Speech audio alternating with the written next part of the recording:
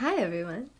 I just recorded a little life update, which wasn't much besides this, which is a lot. I really wanted to do this DIY with you. I've done this before and they always turn out very different because they're custom pretty much and they're just totally anything goes. So I'm gonna probably insert some photos, and I have some on my art Instagram, I guess is what I'm trying to say, of different ones I've done throughout the years. I don't even know what to call it. It's kind of like a scrapbook photo frame. I've never known what to call it. I've actually been making it for probably about 10 years. The first time I made one, I was, I think, 18 or 19. It was one of my friends' idea who just said, hey, if I pay you to make this for me, can you do it? And just doodle around the edges. And since then, it's kind of expanded and grown. This is unfortunate in so many ways because this was supposed to be a wedding gift for my friend who got married in October of 2020.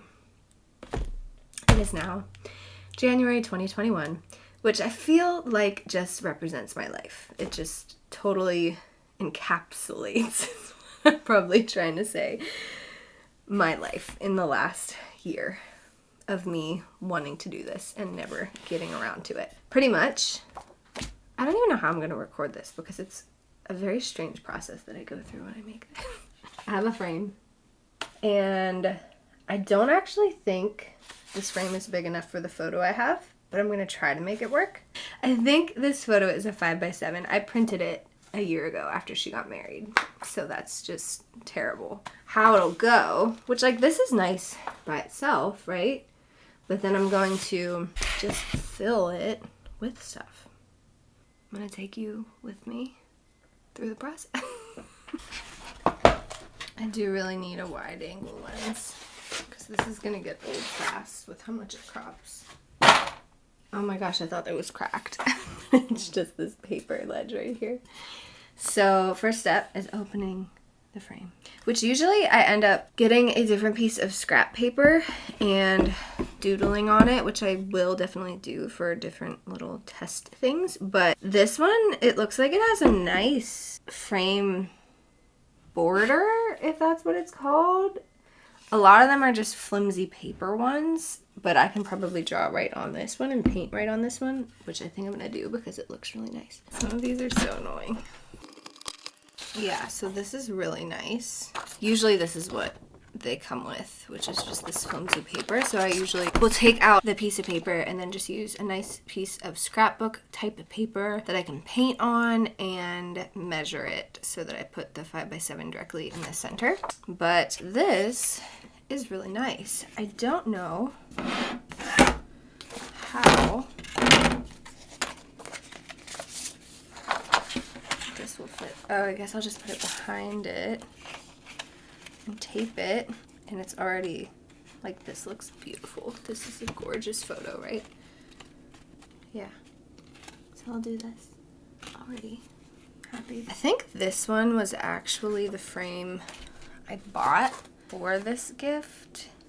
So now I don't know which one I want to use. I might like the other one better, but this one does have a little bit more of an edge. But again, as you can see, this one I would need to make my own of this.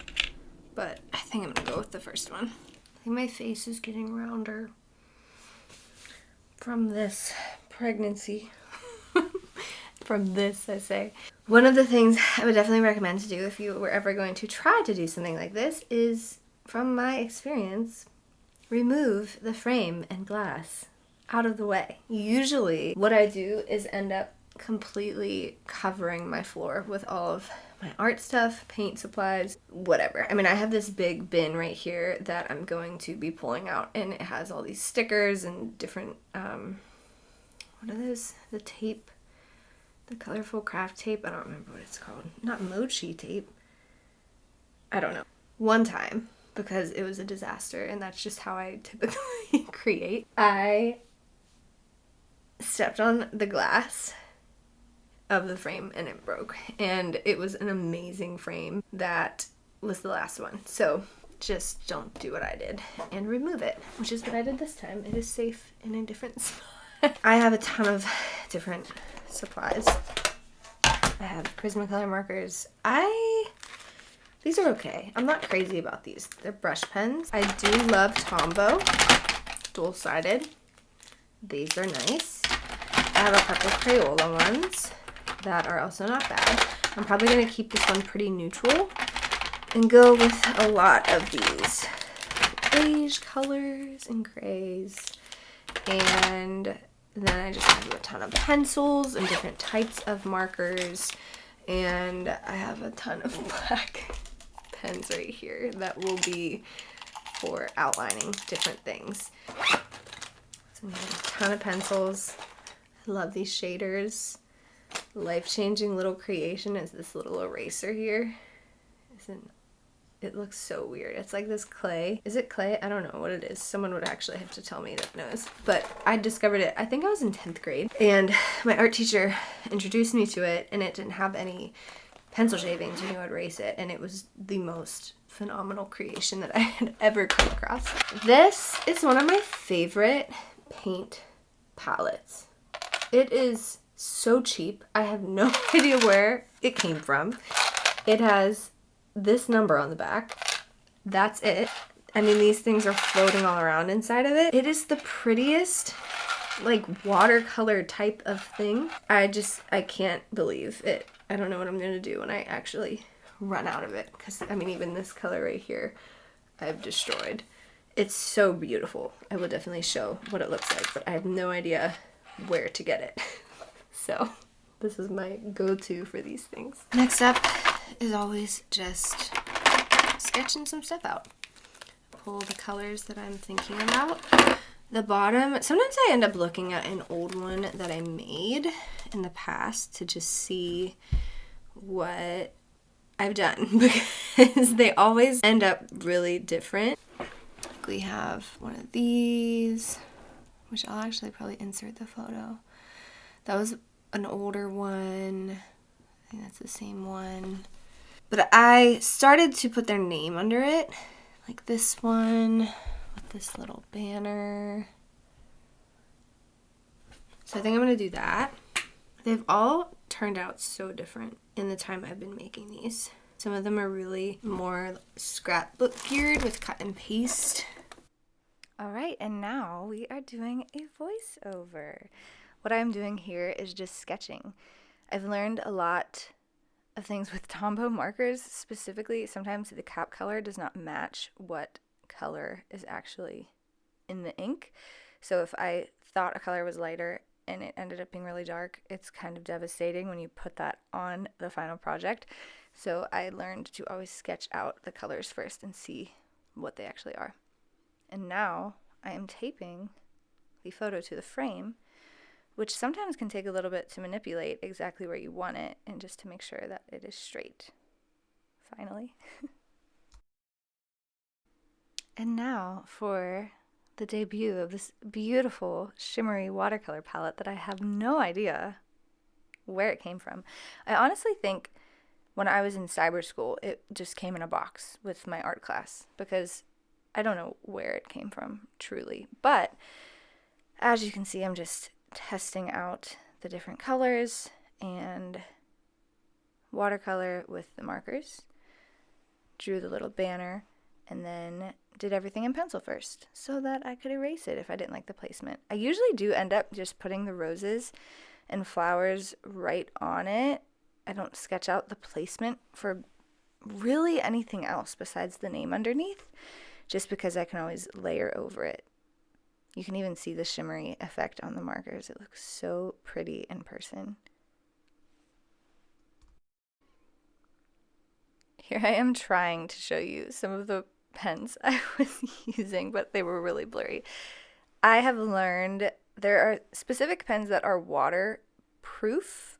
I don't know if it's waterproof or I think, yeah, they're waterproof. So whenever you're mixing them, obviously, with watercolor, it makes a world of difference because it does not smear like a typical Sharpie would.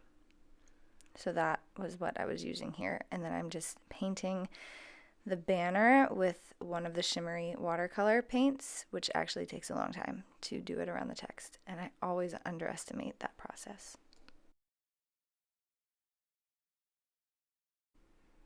And now I'm starting to mix in different elements with some of the sparkly tape that I got at Target. I specifically remember that one being from Target.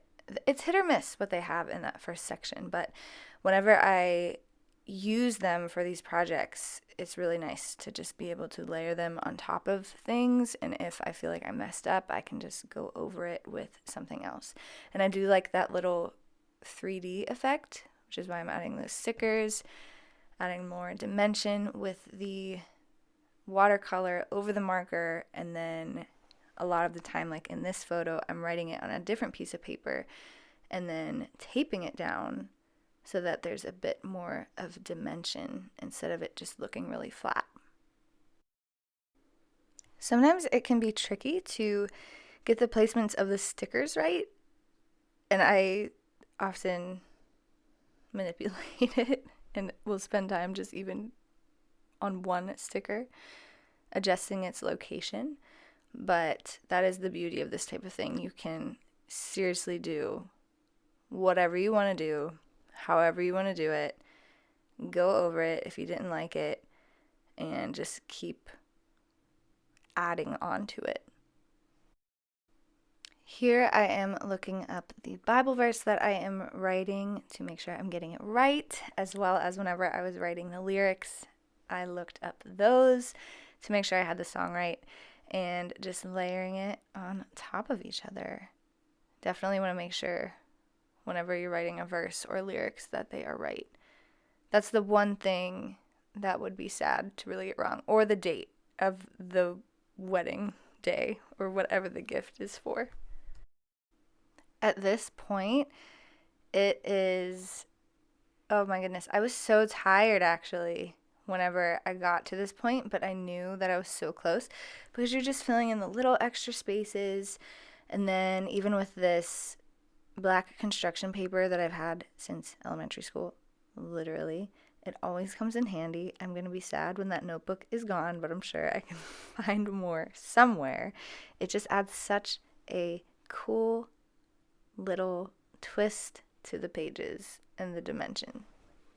Not that there are pages, but I just love the pop that it creates. You can see me flipping it over sometimes, and all I'm really doing is taping the excess edges to the back to make them more secure, which they are always typically going to be secure once they are in the frame behind the glass. But a couple little finishing touches and she's done. This lighting is really weird, but this is, I think, the finished product. So it's always best to even put it in the frame, which I didn't do at all during that time. Sometimes things get cut off. The good thing about this type of thing though is there's little places that I feel like I messed up on or wasn't intentionally planning on doing, but because it's so covered and it's like this scrapbook style of thing, you can just layer it. So I would just find little gaps or different things and basically just cover it completely. And it looks like in the frame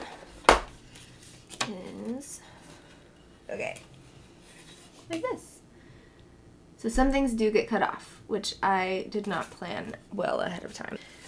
The date is a little cut off on the bottom, and some of the text and script, which I don't mind, I kind of like when it runs off the edges. The date was definitely not meant to be cut off, so that is really unfortunate. I actually forgot that I typically do the date until later, otherwise I would have made space for it. Yeah, it took a couple hours, and I think it's a really fun gift because you can't buy it. It's just very custom. So also typically what I do for these is I do their wedding song and then 1 Corinthians 13, which is like the love verse in the Bible. Love is patient, love is kind. It's from a lot of people would know it from A Walk to Remember. I hope you enjoyed. I hope you could actually see what I was doing, but it really just is a total scrapbook thing. I think it's fun. It's like a sweet thing. She actually lives in Kentucky and has no idea that I'm making this because it's a year and a half late at this point. She already celebrated her 1-year anniversary. Now I have this massive mess to clean up. I always like my scrapbooks afterwards it's just kind of fun. A lot of the stuff I was using I've had for a long time. Washi tape is the tape I was trying to think of at one point. I didn't even use this one. I meant to use these two, this silver and this one.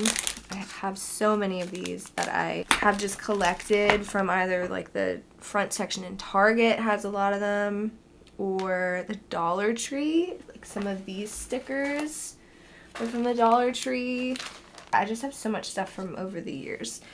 And then like this paper, I think I've had since I was in elementary school. It's just this black paper that was used for Milky pens. Is that what they were called? Gel pens, Milky pens. So it has paid to keep stuff, but this is also why I have so much stuff that overwhelms me in this room. Because I have art stuff, I have music stuff, work stuff. So I hope you enjoyed that. If you'd like to see more of this type of stuff, I will try. I'm nervous on how I'm going to actually record it, or what it's going to look like, I should say, when I try to put it all together and do a voiceover. So we'll see. Hope you enjoyed. Chloe. What are you doing, monkey? Okay, like this cat with a baby is really gonna be interesting. What are you doing? I just don't know how he's gonna be, because he is so wild. What? I have to clean all of this up tonight, otherwise it's all gonna end up on the floor by him tomorrow. And I actually got really tired about an hour ago, but I just wanted to push through and clean up anyways I wanted to push through and finish it because I didn't want to have to put it all away tonight, because if I have to put it all away because he is a toddler and it would all end up on the floor. So, yeah. Ooh, I didn't use this pen. I love it. There's so many fun pens that I forget that I have. Ooh, that's a really cool pen.